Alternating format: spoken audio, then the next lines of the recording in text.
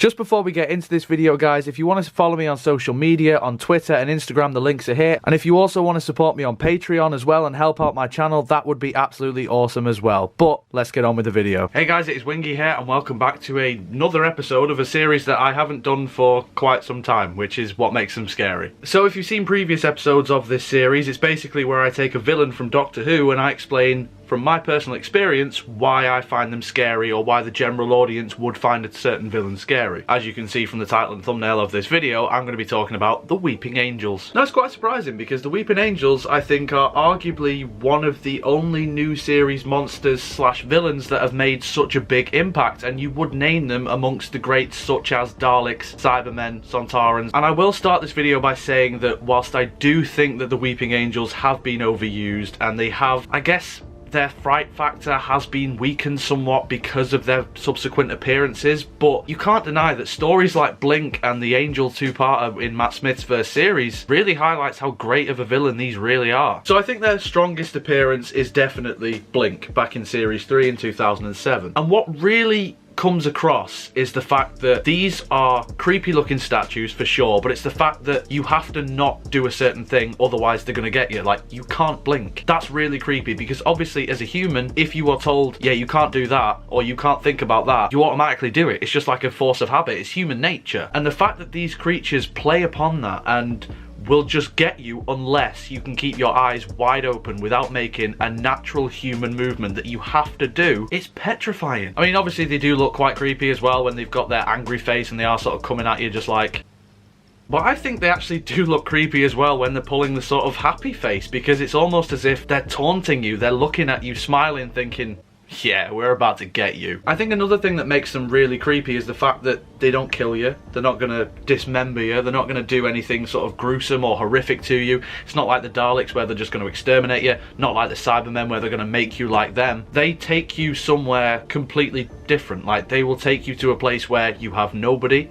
You don't know anybody, you don't particularly know where you are, you're just in a totally different time period and you're stuck there, you can't get back. As the Doctor points out in Blink, he says, they kill you nicely. They kill you by making you grow old in a place where you shouldn't really be. I just think it's a really effective way of doing it. And I think, again, it plays on something that Doctor Who does best, which is it takes something from the real world and it makes you scared of it. So with Cybermen, it's technology, it's plastic surgery. Obviously we have the Vashta Nerada, they're very much shadows, obviously. But with these, it's just statues. Like, you can walk down the street and a Weeping Angel could be there. The reason why that statue hasn't moved for so long is because it's in a populated area, so everybody kind of looks at it all the time. But if it's dark and you're alone and you turn your back, you could find yourself in the 16th century.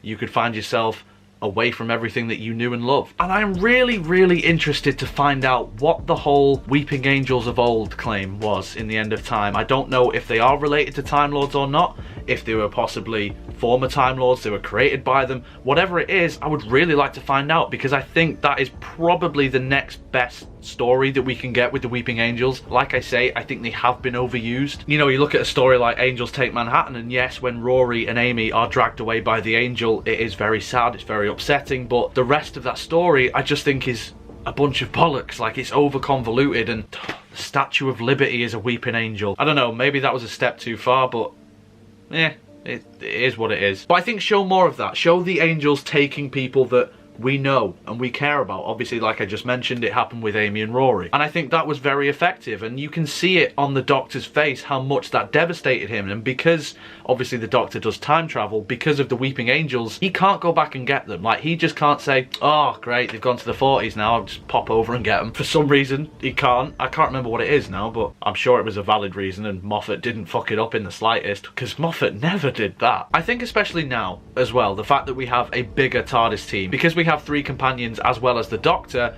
if you were to get rid of one of them, which I think in the near future they probably should, because they can't really give them all something properly. We saw that in series 11. Yaz definitely felt like a spare part, and I'm not necessarily saying Yaz, but if you saw maybe Ryan ripped away from Graham or vice versa, that would really sort of bump the stakes. It's kind of a similar thing as to what they did with Adric back in the 80s. Obviously the Cybermen hadn't appeared for like 7 years at that point. You kind of need to get rid of a companion, so we'll bring those old villains back and they'll kill off a companion. Earthshock is one of the greatest Doctor Who stories because that's what it did. People still talk about it because a companion died. If you did that in this new era, which I think that they should, as I've said, I think the Weeping Angels would be perfect because they are a modern villain, they are a very popular villain, and they are a very chilling and creepy villain at the same time, and it would just work wonders for what Series 12 might have to offer. I think as well what makes them really creepy is the fact that not just that the statues and they do look kind of creepy, but they are angels, you know?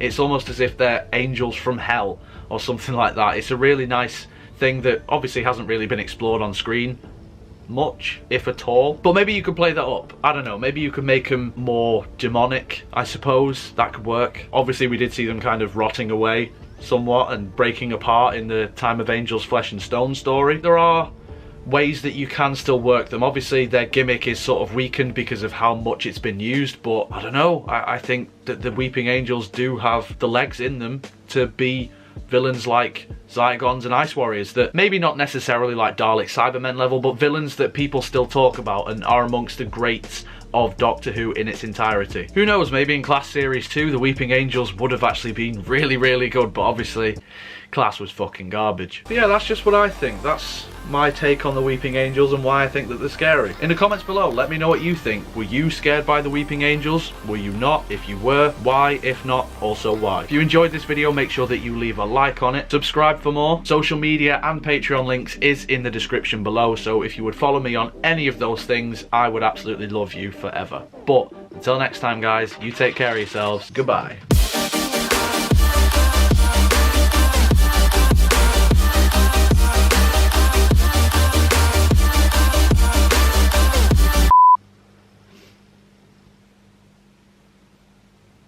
Just realised I'm doing that thing again where I'm looking around for no reason.